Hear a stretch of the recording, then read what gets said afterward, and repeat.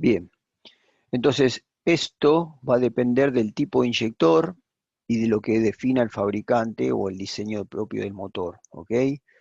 No se olviden que cada inyector tiene su caudal, cada motor y cada cámara de combustión requiere un caudal. No tenemos inyectores genéricos en el mercado que van para cualquier motor, ¿sí? Hay que respetar en cada motor, así como se respeta las características, identificación de las bujías, también se respeta las características del inyector. Los inyectores por lo general tienen grabado un número y ese número indica, entre otras cosas, el caudal del inyector, esto de cuántos mililitros por unidad de tiempo son capaces de inyectar. Es decir, si yo coloco un inyector que tiene más caudal o uno que tiene menos caudal, ese motor va a tener deficiencia en ese cilindro respecto de los demás y además en el cálculo que tiene hecho el módulo de control ya del tiempo de inyección ya tiene programado, establecido en su memoria que el tiempo de inyección, por ejemplo, de 2,5 milisegundos ya tiene programado a cuánto caudal equivale. Entonces, si yo cambio el inyector, estoy cambiando las condiciones de caudal. ¿Qué quiere decir esto? Que el paso calibrado que tengan los inyectores directamente aquí ya viene de fábrica y definido para cada marca y cada motor. ¿Ok? Si uno tiene que pedir un juego de reparación, para hacer, por ejemplo, como dijimos, el cambio de O-ring y de filtros, también hay que especificar qué inyector es, qué marca, o por lo menos qué inyección es, ¿sí?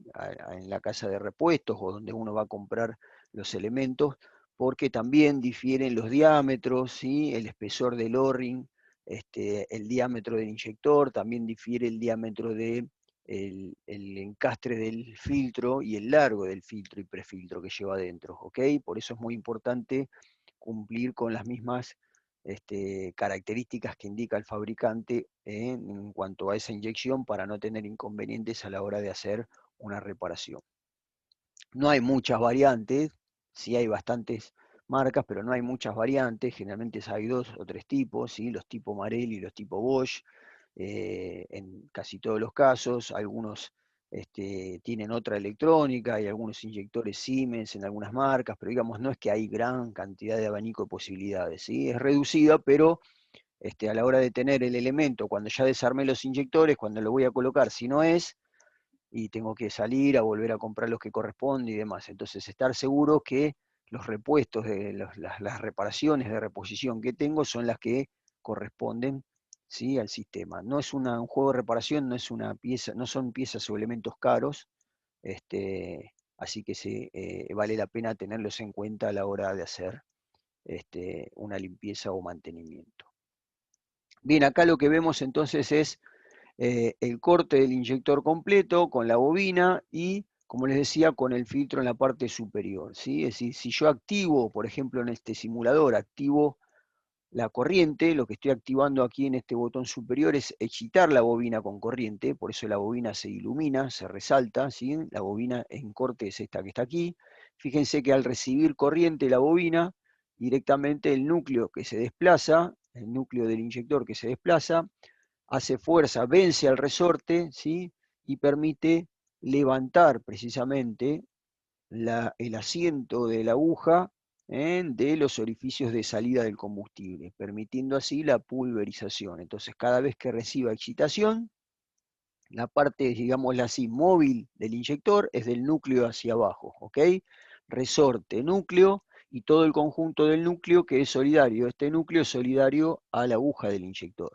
Entonces, repito, venzo la fuerza del inyector, ahí está alimentado, y la aguja se desplaza del asiento inferior, y permite el pasaje o el flujo de combustible, ¿sí? A través de, que proviene de la rampa, o sea, el combustible viene por acá, pasa por todo este lugar o espacio que veo aquí, ¿sí? Y está cargado hasta aquí con presión. Cuando la aguja se levanta, el combustible pasa directamente hacia el pulverizador, ¿ok?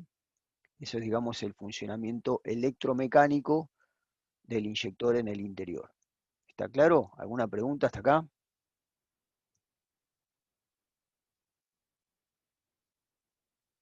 Ahí vemos lo mismo en el corte plano con cómo se generaría la pulverización. ¿Ok? Lo que hago es excitar campo, la bobina del inyector, generar el campo electromagnético, esa aguja, como vemos, se desplaza y libera el combustible a presión pulverizando lo que se llama el cono de pulverización. Esa pulverización es una pulverización muy finita, ¿sí? Muy finita, las gotitas, ¿sí? Y como dije antes, el cono o la cantidad de conos de pulverización depende del inyector, ¿sí? En este caso, en el corte, ¿sí? Se ven en el corte la pulverización de 3 y por la parte frontal nos faltaría un orificio, ¿sí? Que estábamos viendo antes que en este ejemplo es de 4 orificios de salida, tendríamos 4 conos pulverizados finamente. Esas salidas, digamos, calibradas de los pulverizadores son los que pueden taparse, ¿sí? O obstruirse por impurezas, por residuos de carbono, incluso por combustible en descomposición que forma, como dije antes, esa laca espesa que se endurece y se adhiere a las paredes y los conductos de la salida. Entonces eso es lo que provoca precisamente que la pulverización no sea la correcta o la normal, ¿sí? Por eso es muy importante este mantenimiento que estamos diciendo en los sistemas de inyección. Otra característica importante, hay algunos líquidos, productos limpio inyectores, que se colocan se mezclan con el combustible, con la nafta, ¿sí? Y cada tantos kilómetros se le agrega un limpio inyectores al tanque de combustible y les hace circular, ¿sí? Eso también hay que tener cuidado, muchas marcas no lo recomiendan, marcas de autos, porque esos limpiinyectores generalmente son desengrasantes industriales, ¿sí? Y muchas veces también pueden ser algo abrasivos, tanto a los conductos, a las mangueras, al filtro y a los propios inyectores. Entonces tienen que ser de muy buena calidad. Por supuesto, eso lo notamos directamente con la relación con el costo, el precio que tengan. Aquellos limpiinyectores que son muy baratos o baratos comparativamente con otros, lamentablemente seguramente no cumplen las exigencias y corremos riesgo de que puedan terminar eh, destruyendo o afectando a parte del circuito de combustible, incluso arrastrando residuos y demás hasta las salidas más finas que son siempre donde termina el inyector. Por eso, si tienen que usar o si se recomienda usar limpiinyectores, hay unos importados, ahí me pregunta Facundo cuál utilizar, ¿sí? Unos de Liquimoli, por ejemplo, que son importados, son muy caros comparativamente con los comunes que te pueden vender en cualquier lubricentro, pero son los realmente efectivos, ¿ok?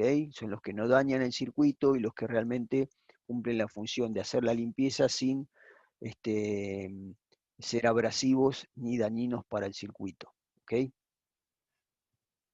Hay otras marcas también, generalmente son importados los más buenos, ¿sí? Los que más este, Profe, cumplen esos requisitos, sí. para utilizar los limpiinyectores, ¿tenemos que primero sustituir el filtro si es que está tapado? ¿O cómo es eso? No, por lo general la limpieza en el vehículo se hace colocando limpiinyectores en el tanque de combustible y es una recomendación que se hace si no se sospecha que el circuito está muy tapado y que los inyectores están muy sucios. Es decir, inyectores que tienen mucho kilometraje, que nunca han sido desarmados y limpiados, ni cambiado su filtro. Inyectores que estuvieron mucho tiempo, por ejemplo, sin funcionar. Es decir, vehículos que estuvieron parados por largo tiempo, se recomienda directamente hacer el desmontaje y la limpieza afuera. ¿Ok? De hecho, en las mismas probetas, cuando se los prueba, se les puede probar con limpiinyectores o hacer la limpieza con el pasaje, pero si no directamente, si lo hago en una batea ultrasonido, se llena la batea ultrasonido con un buen limpiinyectores, generalmente ahí no se usan estos que van para el tanque de combustible, ahí se usan otros detergentes o desengrasantes industriales.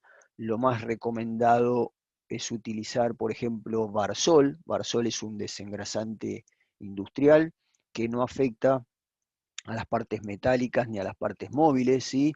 No se recomienda usar ni thinner, ni nafta, ni ningún diluyente, ni ningún desengrasante que tenga otro uso, porque son demasiado abrasivos, como dije antes, y pueden corroer y dañar las partes móviles y metálicas.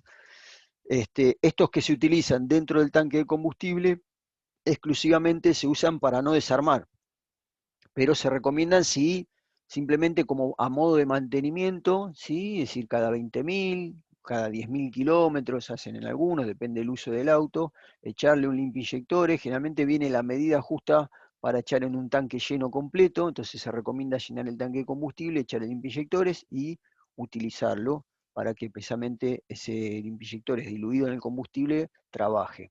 Pero es exclusivamente para usar sin desarmar, sin cambiar nada de los inyectores. Repito, si se sospecha o se ve que hay una falta de mantenimiento muy pronunciada de los inyectores, del sistema de inyección en general del vehículo, o vehículos que estuvieron parados mucho tiempo y demás, se recomienda desarmar, hacer una limpieza, incluso vaciar el tanque, porque si el vehículo estuvo parado mucho tiempo y quedó combustible en el depósito de combustible en el tanque, ese combustible entró en descomposición, esos combustibles descompuestos genera esas lacas, genera residuos que se sedimentan en el tanque, y si yo pongo en marcha el vehículo, toda esa suciedad y esas impurezas van a parar directamente a todo el circuito. Terminan en los inyectores, pero también afectan a todo el circuito, las tuberías, filtro, regulador de presión de combustible, la bomba de combustible es afectada, que también tiene un prefiltro y se tapa y se agarra.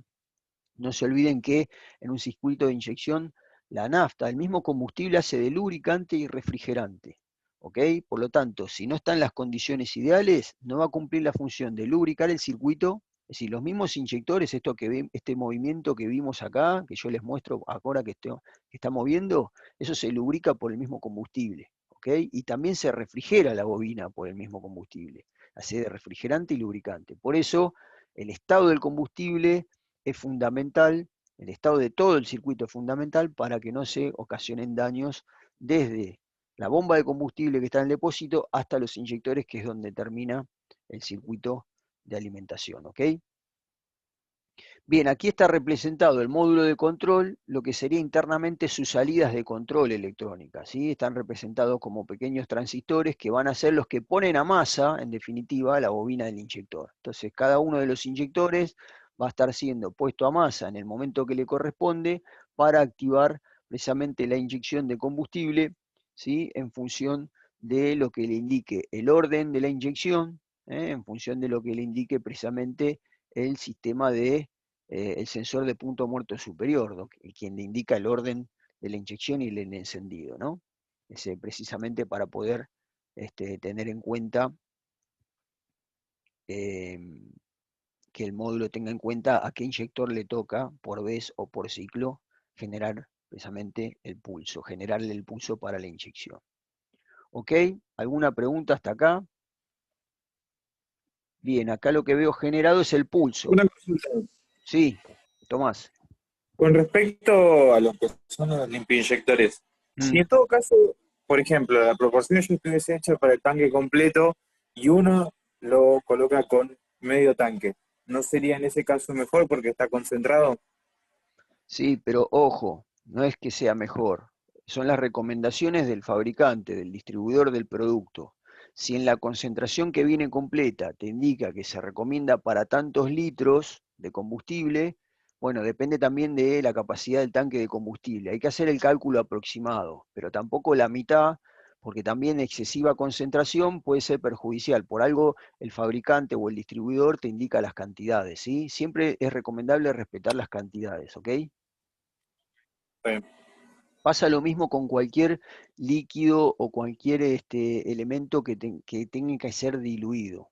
Por ejemplo, en un circuito de refrigeración, cuando uno va a echar líquido refrigerante, hay que respetar la proporción que indica el fabricante entre agua destilada y el líquido refrigerante. ¿Ok? Porque también si pongo de menos, puede no cumplir la función eficientemente. Si pongo de más, además de no cumplir la función eficientemente, puede terminar perjudicando. Lo mismo, por ejemplo, si en una batería de libre mantenimiento, que no es libre mantenimiento, tengo que agregar ácido en la batería, también tengo que respetar los porcentajes de ese ácido con agua destilada. Si pasa lo mismo en las proporciones, por lo general viene indicado en el mismo producto, en la etiqueta o en el manual, lo que trae el producto, viene indicado las proporciones recomendadas. Esto, digamos, es lo que los fabricantes pueden garantizar de que ese producto va a cumplir eficientemente la función que tiene, ¿ok? Por eso se recomienda. Puedo hacer un cálculo, si yo en el auto le cargo medio tanque, porque hoy en día llenar el tanque es bastante costoso, entonces le cargo medio tanque y le calculo la proporción en litros que le correspondería, qué cantidad le correspondería del limpio inyectores, y quizá me sirve después, lo que me guardo me sirve para otro próximo medio tanque cuando le vuelva a cargar, ¿ok? Siempre se recomienda respetar eso. Bien, acá lo que veo graficado abajo es el ancho del pulso, ¿sí? El tiempo que yo dejo presionado o que el módulo deja masa es la tensión que se va a cero, es decir, 0 volt es masa, es la masa que le da el módulo al inyector. Entonces lo que veo graficado es el pulso de inyección, ¿sí? Es decir, el pulso de inyección, fíjense, dura un tiempo, ¿sí? Es decir, en el eje horizontal mido el tiempo, esto es en tiempo real, y ese ancho de pulso es precisamente lo que va a ser el tiempo que el inyector esté alimentado, que tiene masa. ¿Ok? Ya lo vamos a ver en el osciloscopio para que se entienda de manera mejor y efectiva. Bien, por último, antes de pasar a las mediciones básicas, me pasé aquí, ahí.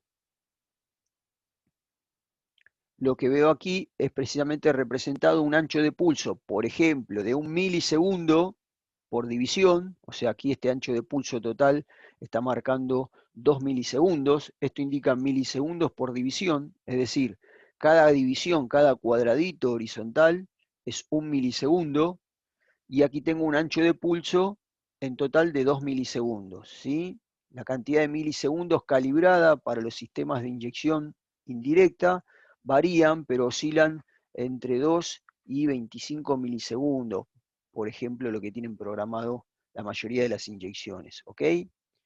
Esto sería, digamos, representado acá, 2 milisegundos de tiempo de inyección, y si yo en el simulador aquí le doy aumento el tiempo de inyección, lo llevo a 4 milisegundos, 4 cuadraditos, ¿sí?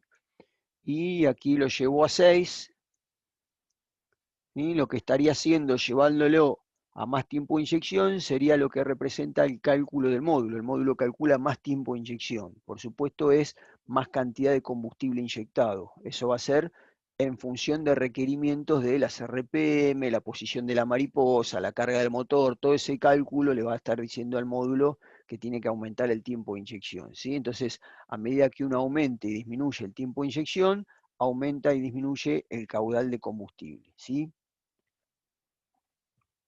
Rodrigo Ciapetti dice, ¿dónde se puede encontrar este simulador? Este simulador virtual necesitas una licencia para tener simulado todo esto, ¿ok? ¿Sí? Necesitas una licencia específica, por lo menos en este que utilizo yo que conozco, ¿sí? Es una licencia paga que sirve precisamente para poder simular todas las funciones eléctricas y electrónicas del vehículo, ¿ok? Bien, pasamos entonces a la última parte les voy a mostrar ahora de la simulación directamente de las mediciones y controles. Ahí está. Aguarden un instante que abro el simulador para medir. Ahí está cargando. A veces está más lento esto de las redes y la internet.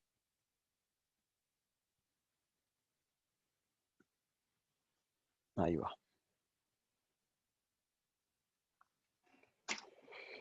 Bien, compartimos entonces.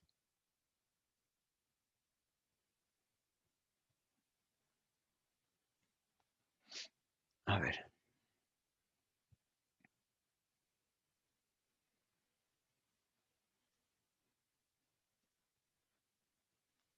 Ahí.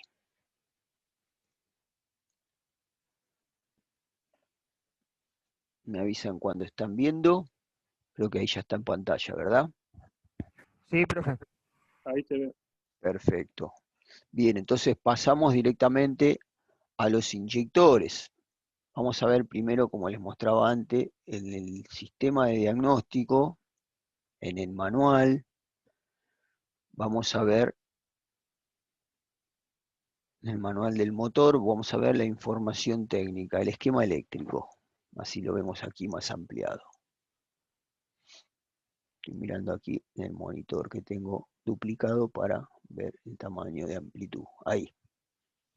Bien, los 4 inyectores, dijimos que está representado como una bobina. De un lado, el pin 1 de cada inyector están conectados a positivo. Fíjense que ese positivo es compartido, no solamente es para los inyectores, sino también, por ejemplo, va alimentación a un módulo de control de la mariposa, va alimentación a 2 electroválvulas más que están por aquí, que son para la EGR y para el canister, que después vamos a ver en qué consisten. Es decir, que el mismo fusible, la misma salida del relé principal o relé de inyección, alimenta a inyectores y a otros componentes. Esto es normal, es común en los sistemas de inyección, ¿sí? Compartir las alimentaciones y no sobrecargar una sola línea para todos, ni tampoco tener una línea de alimentación para cada componente, porque si no sería mucho más complejo, más extenso, más cantidad de cables, conectores, fusibles y relay. Entonces tengo un relé doble principal con 2 salidas. Una de las salidas alimenta, entre otras cosas, a los inyectores con positivo. Este relé se va a activar con contacto, ¿sí? Esta línea B que está aquí es contacto. Por lo tanto, solamente cuando coloque en contacto, el módulo le entrega masa o negativo al relé, y el relé se cierran los contactos y pasa el positivo directo de la línea A directamente, entre otras cosas, a esta salida número 3 que alimenta a través de un fusible a los inyectores. El otro extremo de los inyectores, fíjense que cada inyector tiene un color diferente en el otro extremo, es el cable que va hacia el módulo de control del motor, ¿sí? ¿Qué datos tenemos en los inyectores para controlar y verificar? Bueno, su tensión de alimentación, me indica el manual que varía entre 11 y 14,5 volt. Esto va a depender si, como sabemos, si la batería está, si el motor está detenido, solo en contacto o motor en marcha, porque el valor de tensión va a depender de la carga del generador. Pero me dice que si está entre 11 y 14,5 es normal, esos son los valores límites. También me dice la resistencia en ohm que tiene que tener la bobina del inyector para que yo compruebe, recuerden, si esa bobina está en corto, tiene mucha menos resistencia, o está tendiendo a un circuito abierto o cortada, o sea, tiene mucha más resistencia. Obviamente la resistencia por ley de Ohm afecta a la corriente, y si afecta a la corriente, afecta al campo electromagnético que genera el electroimán, por lo tanto afecta al desplazamiento de la aguja. ¿Qué quiere decir esto? Obviamente una bobina cortada, circuito abierto, no tiene corriente, el inyector no funciona. Pero una bobina con una resistencia más baja, consume más corriente, por ley de Ohm. Menos resistencia es más amperaje. Con más amperaje, el inyector, además de generar rebote, ¿sí? Se genera un rebote en la bobina porque tiene más corriente de la normal, también se genera más temperatura, ¿sí? Y se termina quemando seguramente o rompiendo el inyector por un exceso de trabajo térmico y mecánico del inyector. Si la resistencia está sobrepasada o elevada, a mayor resistencia, como sabemos, la corriente es menor, por lo tanto, por más que reciba los 12 volt, como la resistencia es mayor, la corriente es más chica, el desplazamiento de la aguja es mucho menor. Entonces, digamos, pasa menos caudal de combustible. Por eso hay que controlar que los valores estén dentro de los que indica el manual del fabricante, ¿sí? Bueno, obviamente me muestra la ubicación en el vehículo y también más abajo me muestra un oscilograma de cómo se tiene que ver el pulso de inyección con un osciloscopio, ¿sí? Me dice que se tiene que ver con el motor en caliente, en ralentis y regulando, y ya el motor a temperatura normal de funcionamiento, y por supuesto medido, dice, en el pin 2 con respecto a masa, es decir, el pin 2 es el terminal D que viene de la señal, como vimos en el diagrama del módulo, es decir, entre el terminal del inyector que viene del módulo y masa, mido con el motor en caliente regulando, tengo que ver con el osciloscopio esta forma de onda, ¿sí? Los oscilogramas son fotos como estas o dibujos que me muestran tal cual se tiene que ver la señal en el osciloscopio, para que el técnico, el profesional, tenga como referencia, porque si yo coloco un osciloscopio, pero no sé cómo tiene que ser la señal normalmente, no sé si lo que estoy viendo está bien o mal, ¿sí? Por lógica, por experiencia y por conocimiento, uno ya después lo va adquiriendo y va entendiendo si esa señal está bien o mal. Pero siempre necesito recurrir a un manual para hacer una comparativa, ¿sí? Así como comparo valores de cuánto me tiene que dar, por ejemplo, la resistencia del inyector, también tengo que comparar cuando coloco un oscilograma cómo se tiene que ver la forma de la onda en condiciones normales o en esas condiciones que me indica el manual. Aquí, por ejemplo, el motor ya caliente, regulando, coloco el osciloscopio en el terminal 2 de cada inyector y tengo que ver esa forma de onda calibrándolo en este tiempo, ¿no? 1 milisegundo por división y 5 volt por división en el alto o el pulso, la amplitud del pulso del inyector. Después, sí, obviamente, esto yo les quiero mostrar para ver un procedimiento, más que nada, de cómo pasar de un diagrama a la realidad del vehículo para hacer las mediciones, pero todo lo que es teoría de uso de osciloscopio, medición tanto con multímetro y osciloscopio, vamos a reforzar todos los contenidos en gestión electrónica, ¿sí? Donde, repito, vamos a ver todos los sensores, su principio de funcionamiento, todos los actuadores y la utilización de los equipos de diagnóstico, multímetro, punta lógica, escáner, osciloscopio, para poder verificar cómo utilizarlo, cómo medir, cuánto debo medir en cada uno de los casos para poder abarcar un diagnóstico en el caso de que tenga sospechas de un mal funcionamiento. ¿Ok? ¿Alguna pregunta hasta acá, chicos? ¿Hay alguna relación con la señal del osciloscopio y las RPM? O sea, ¿podemos hacer algún cálculo preciso? En realidad no hay cálculo preciso, salvo que la información te la dé directamente salvo que la información te la dé directamente el fabricante, digamos, ¿sí? Salvo que el fabricante te diga en el manual, te dice, bueno, pone el auto a 1500 vueltas, la señal en el osciloscopio tiene que ser, el ancho de pulso tiene que ser de tanto, o pone la señal el vehículo a 3000 vueltas y el ancho de pulso tiene que ser tanto. Si tengo referencia, comparo eso, ¿sí? Pero digamos, no hay una relación directa porque puede haber pequeñas diferencias, no se olviden que estamos hablando de milisegundos, por lo tanto va a haber pequeñas diferencias que tienen que ver estrictamente con cada motor y cada modelo, ¿sí? No necesariamente todos son exactamente iguales. ¿Está? Gracias. No, de nada. Bien, vamos a ver ahora entonces, ahí, me avisan si están viendo en pantalla. Sí, profe. Perfecto, porque se me perdió acá el monitor. A ver, un segundito. Perdí la conexión del monitor. Ahí está. No podía monitorear. Bien, entonces, voy a hacer primero el control básico o elemental. Recuerden que tenemos aquí los 4 inyectores. Si se fijan, tal cual indicaba el diagrama, y así tiene que ser, tiene que estar especificado los cableados, ¿sí? Simplemente veo de todos los que tienen el mismo color es el positivo, y el otro terminal que tenía cada color diferente es el pulso de masa que proviene del módulo de control del motor. ¿Ok? Vamos a chequear primero con el tester. Ahí voy a chequear el inyector, el primer inyector. Voy a chequear su resistencia. Directamente mido la resistencia del inyector entre los dos terminales del inyector. ¿Ok? Tester en ohm, escala de 200, y veo que la resistencia oscila alrededor de los 16 ohm como indicada el fabricante. ¿Sí? ¿Alguna pregunta hasta ahí?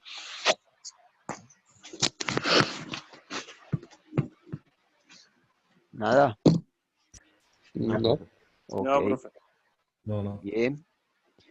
Lo mismo tendría que comparar con todos los inyectores para ver básicamente que esté dentro de los valores normales y parejos todos, ¿sí? Si sospecho de alguna falla de inyección o alguna falla en la cantidad de combustible inyectada o hay un síntoma de alguna falla, bueno, hago la comparativa. Los 4 inyectores tienen que estar en el promedio igual dentro de los valores normales, ¿sí? La idea es medirlo siempre, recuerden, en frío, es decir, no si el vehículo estuvo funcionando hasta recién, no medir la resistencia porque la temperatura propia del motor y del inyector hace que la resistencia aumente. Entonces voy a estar midiendo, en realidad voy a estar midiendo valores de resistencia superiores, ¿sí?, a las indicadas por el fabricante, simplemente porque hay más temperatura, ¿sí? Les pido porfi que cierren los micrófonos porque tengo ruido de retorno. Alguno tiene el micrófono abierto sin querer y no se dio cuenta. Ahí está. Gracias, porque escuchaba un zumbido atrás y no podía hablar encima. ¿Sí? Bien. Chequen por favor, ahí están con el micrófono abierto algunos. Bien, lo mismo hago para todos. Ahí está, ahí silenciaron. Perfecto, gracias. Ahí está, comparo que todos estén dentro del mismo valor. Recuerden, por supuesto, que mientras el vehículo no está en contacto, yo puedo conectar y desconectar tranquilamente sin generar fallas, ¿ok? Es decir, no estoy generando fallas o circuito abierto, ¿sí? Entonces, digamos, tengo la posibilidad de esa manera de hacer mediciones tranquilo mientras el vehículo no está en contacto. Si me olvidé y lo dejé en contacto y desconecté, bueno, tengan la precaución de que se van a generar códigos de error, la luz va a quedar prendida seguramente después y demás. Tengan la precaución de que tengan un escáner para poder borrar las fallas y defectos, ¿sí?, que se generaron simplemente por desconectar. Hay que tener nada más la precaución esa, saber que si conecto y desconecto en contacto o con alimentación no hay problema, que después yo lo voy a poder borrar con un escáner, pero si no tengo el escáner me va a quedar todas las luces del tablero prendidas prácticamente, ¿ok? Vamos a tener un problema ahí con el cliente para ver cómo le soluciona ese problema, ¿sí?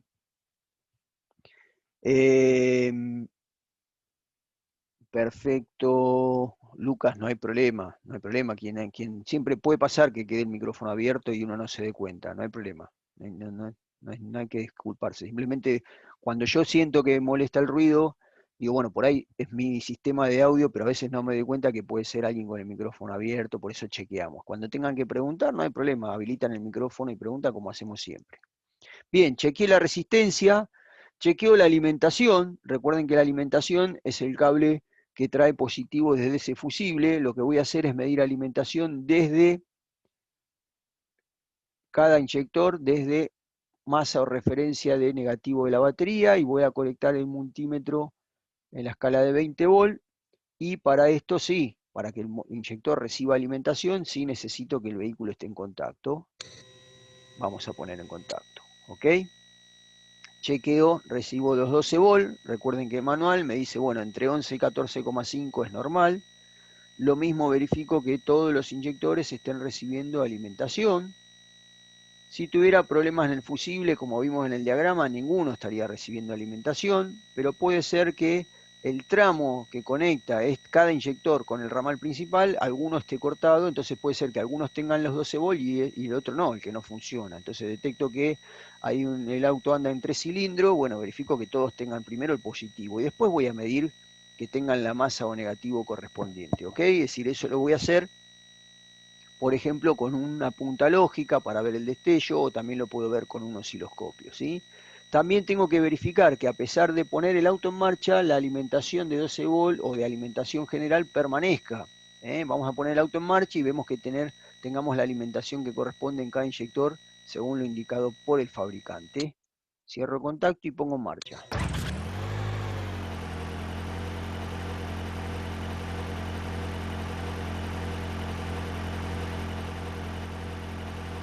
Verifico ahí entonces que estoy rondando los 14 volt, como indicaba el fabricante. Vehículo en marcha, la alimentación permanece en cada inyector.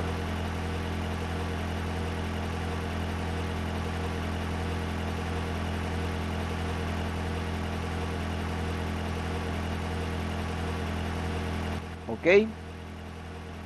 Ahí chequeé entonces que la alimentación estaba con motor en marcha, con contacto, y chequeé también que la resistencia de los inyectores está dentro de los valores indicados por el fabricante. Son 3 mediciones muy simples que cualquier tester o multímetro, con cualquier tester o multímetro lo pueden hacer, y que filtra ya de entrada posibles inconvenientes en los inyectores. O sea, ya estoy probando y filtrando problemas de la conexión de alimentación, de la conexión de la resistencia y de problemas de cortocircuito con vehículo contacto o marcha en esas diferencias que puedan aparecer. Esta, digamos, es la primera etapa, sería ir, como decimos siempre, de lo más simple a lo más complejo. Anterior a esto, bueno, como dije antes, si el auto no arranca, verificar si ninguno de los inyectores recibe alimentación, verificar por el diagrama, chequear el fusible, ¿sí? Y checar esa parte del cableado, chequear el relé, si el fusible está bien. Igualmente en el diagrama vi que el relé no solo alimenta a los inyectores, sino también alimenta a otros elementos, por lo tanto también estaría sin funcionar otros elementos y otros sistemas del vehículo. Entonces digamos que la lógica de interpretar el diagrama también me permite tener la lógica de qué ir viendo o cuáles son los pasos a ir viendo y midiendo para comprobar cuál o dónde está el problema o dónde puede estar el problema y tratar de cercarlo para poder atacarlo. ¿Ok? Hasta acá. ¿Alguna pregunta, alguna duda? No, profe. Bien, perfecto. Entonces lo que vamos a hacer la semana próxima es directamente con el osciloscopio verificar el tiempo de inyección en cada una de las salidas de negativo del inyector, verificar las variantes del tiempo de inyección, cuando acelero y desacelero, cuando varía la temperatura del motor, qué pasa, como vimos y preguntamos la otra vez, si me quedo sin chispa en una de las bujías, por ejemplo, si una bobina no funciona, cómo ver en el pulso de inyección que se interrumpe, es decir, que el módulo quita la alimentación directamente del inyector para que no haya inyección de combustible sin quemar. Entonces, digamos, ver la lógica y la estrategia de la unidad de control observando simultáneamente el pulso de inyección y midiendo con el tester paralelamente la señal, ¿sí? De alimentaciones, de los sensores de, por ejemplo, de temperatura motor y de RPM para ver cómo, en función de cualquiera de esas variantes, se ensancha y se achica el tiempo de inyección manifestado en el osciloscopio. ¿Estamos de acuerdo? Sí, profe. Sí, Sí, profe. profe. Bueno, excelente entonces. Buena semana para todos, nos encontramos la semana que viene, ¿sí? Buena semana, profe. Dale, profe, buena semana. Dale, profe, nos vemos. Chao, abrazos, que sigan bien. Buena semana, profe. Igualmente. Chao, profe. Chau, chau.